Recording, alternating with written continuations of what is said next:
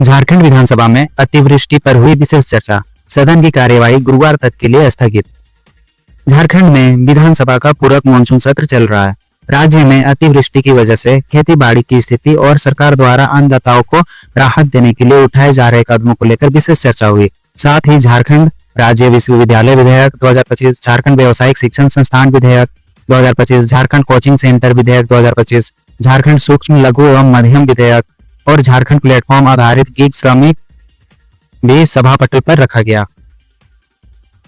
सदन में उठा एसआईआर का मुद्दा। सदन की कार्यवाही शुरू होते ही कांग्रेस विधायक दल के नेता प्रदीप यादव ने एसआईआर का मुद्दा उठाया। प्रदीप यादव ने विपक्ष की ओर इशारा करते हुए कहा कि ये हमारे वोट की चोरी कर रहे हैं, पिछले दरवाजे से सत्ता में आना चाहते हैं, ये वोट चोर हैं। उनका समर्थन करते हुए सत्ता पक्ष के मंत्रियों सहित सभी विधायकों ने वोट चोर, गद्दी छोड़ के नारे लगाते हुए प्रदर्शन करने लगे। इस दौरान विपक्ष के विधायकों ने भी प्रदर्शन करना शुरू कर दिया।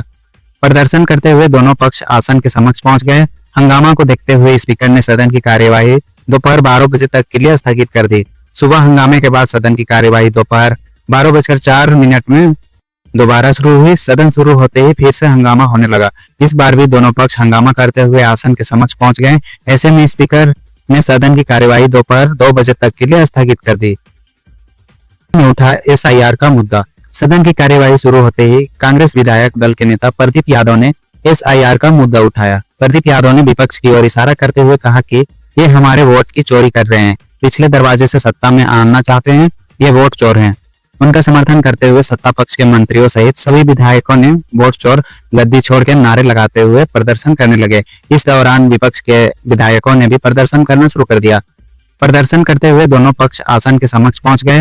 हंगामा को देखते हुए स्पीकर ने सदन की कार्यवाही दोपहर 12 बजे तक के लिए स्थगित कर दी। सुबह हंगामे के बाद सदन की कार्यवाही दोपहर 12:04 में दोबारा शुरू हुई। सदन शुरू होते ही फिर से हंगामा होने लगा। इस बार भी दोनों पक्ष हंगामा करते हुए आसन के समक्ष पहुंच गए। ऐसे में स्पीकर ने सदन की कार्यवाही दोपहर 2 बजे तक के लिए स्थगित कर दी। केंद्र सरकार के खिलाफ मुख्यमंत्री हेमंत सोरेन ने कह दी बड़ी बात, कई मुद्दों पर साधा निशाना।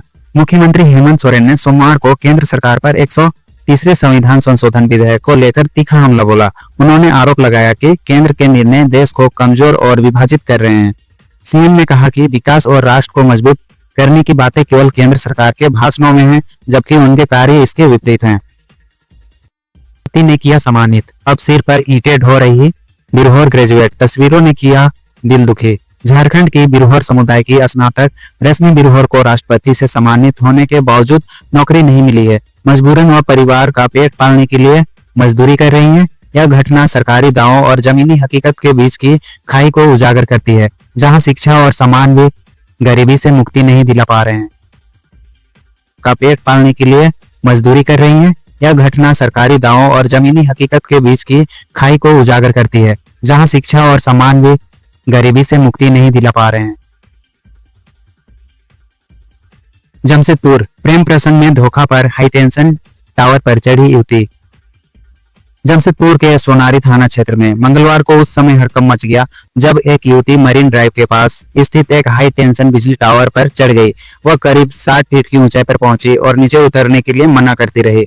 देखते ही देखते घटना स्थल पर लोगों की भारी भीड़ जमा हो गई।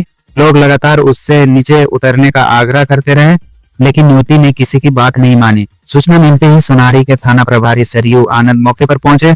उन्होंने ध्वनि यंत्र, लाउडस्पीकर और फोन के जरिए युवती से संपर्क साधने की कोशिश की और उसे आश्वासन दिया कि उसकी समस्या का समाधान किया जाएगा, बशर्ते वह सुरक्षित नीचे उतर आए। प्यार में धोखा या कोई कारण। समाचार लिखे जाने तक युवती टावर पर ही थी और पुलिस उसे सुरक्षित रेस्क्यू करने का प्रयास कर रही थी। हालांकि युवती के इस कदम के पीछे का कारण अभी तक स्पष्ट नहीं हो पाया है, लेकिन यह आशंका जताई जा रही है कि यह मामला प्रेम प्रसंग का है और प्यार में मिले धोखे के कारण उसने यह कदम उठाया है। यात्रीगण ध्यान दें, नवरात्र पर जम्मू तवी के लिए चलेगी पूजा स्पेशल ट्रेन। कई और गाड़ियों को मिलेगा तोहफा। नवरात्र और वैष्णो देवी यात्रा सीजन में यात्रियों की सुविधा के लिए रेलवे ने कोलकाता जम्मू तवी पूजा स्पेशल ट्रेन चलाने का निर्णय लिया है। बढ़ती भीड़ को देखते हुए इस ट्रेन में 18 स्लीपर कोच लगाए जाएंगे। रेलवे ने धनबाद से गोरखपुर के लिए नई साप्ताहिक स्पेशल ट्रेन की मंजूरी दे दी है। यह ट्रेन धनबाद से कोडरमा, गया और वाराणसी होते हुए गोरखपुर तक जाएगी। जामताड़ा चौकीदार बहाली पर झारखंड हाईकोर्ट की रोक, नियुक्ति प्रक्रिया पर सस्पेंस। जामताड़ा में चौकीदार बहाली प्रक्रिया पर झारखंड हाईकोर्ट ने रोक लगा दी है। याचिकाकर्ता ने चयन सूची में गड़बड़ियों का आरोप लगाया, जिसके बाद कोर्ट ने यह फैसला सुनाया। अदालत ने राज्य सरकार और जिला प्रशासन से विस्तृत जवाब मांगा है। इस रोक के बाद चौकीदार बनने का सपना देख रहे कई उम्मीदवारों की उम्मीदों पर पानी फिर गया है। रेयर अर्थ मिनरल्स, आत्मनिर्भर भारत का दुर्लभ रास्ता, मोनाजाइट भंडार से बदल रही तस्वीर। रेयर अर्थ मिनरल्स भारत की आत्मनिर्भरता का नया आधार बन रहा है, जिसमें 6 मिलियन टन मोनाजाइट भंडार महत्वपूर्ण भूमिका निभाएगा। आईआईटी धनबाद के विशेषज्ञ इस क्षेत्र में शोध और खनन प्रक्रियाओं पर बढ़ावा दे रहे हैं, ताकि स्वच्छ ऊर्जा, रक्षा और इलेक्ट्रॉनिक्स जैसे उद्योगों के लिए एक मजबूत आपूर्ति श्रृंखला बन सके। दुमका में पहाड़िया लड़की से गैंगरेप, पुलिस ने 5 आरोपियों को किया गिरफ्तार। जिले के काठीकुंड थाना क्षेत्र में सोमवार की रात 5 युवकों ने पहाड़िया युवती के साथ सामूहिक दुष्कर्म की घटना को अंजाम दिया है। मंगलवार की दोपहर को पुलिस ने 5 युवकों को हिरासत में लिया है। पुलिस सभी से पूछताछ कर रही है। पुलिस सूत्रों की माने तो युवती किसी ट्रक चालक के कहने पर काठीकुंड आई थी। उसी चालक के साथ बाइक से दुधिया गांव होते हुए मुख्य मार्ग पर आ रही थी। तभी 2 बाइक पर सवार 5 युवकों ने उसके साथ गलत काम किया। जिस समय आरोपित चालक के साथ मारपीट कर रहे थे, तभी शोर सुनकर एक निजी होटल के मालिक ने टॉर्च चलाई। इस पर युवक भड़क गए और होटल में जाकर उसके मालिक से गाली गलौज किया। मालिक ने अपने कर्मियों को आवाज दी, तब तक सभी वहां से भाग गए। हालांकि पुलिस अभी खुलकर कुछ नहीं बता रही है, केवल घटना की पुष्टि की है। झारखंड में 277 करोड़ रुपए खर्च, फिर भी बाघ भूखा, सीएजी की रिपोर्ट में खोले राज।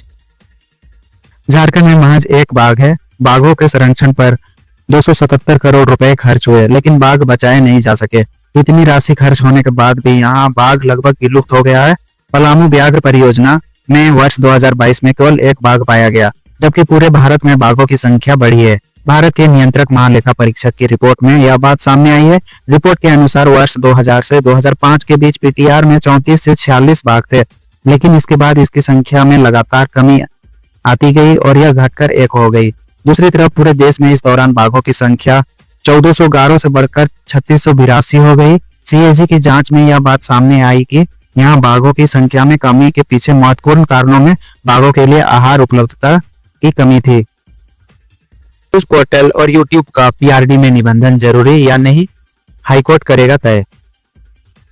झारखंड हाईकोर्ट के चीफ जस्टिस तरलोक सिंह चौहान और जस्टिस राजेश शंकर की अदालत में सभी न्यूज पोर्टल और यूट्यूब चैनलों को जनसंपर्क विभाग में रजिस्ट्रेशन कराने के आदेश के खिलाफ दाखिल जनहित याचिका पर सोमवार को सुनवाई हुई। सुनवाई के बाद अदालत ने मामले में सरकार को दोबारा जवाब दाखिल करने का निर्देश दिया है। मामले में अगली सुनवाई 8 सितंबर को होगी। सरकार का पक्ष, भ्रामक खबरों पर नियंत्रण के लिए निबंधन। सुनवाई के दौरान सरकार की ओर से दिए गए जवाब पर अदालत ने असंतोष जताया है। सरकार की ओर दाखिल जवाब में बताया गया था कि कई यूट्यूब चैनल और पोर्टल भ्रामक खबर चलाते हैं। कोई भ्रामक खबर ना चलाए जाए, इस संबंध में पीआरडी से निबंधन कराकर ही चलाने को कहा गया है, ताकि सरकार को पता चले कि इसका संचालन कौन कर रहा है। जिसे सरकार से विज्ञापन नहीं चाहिए, उसका निबंधन क्यों?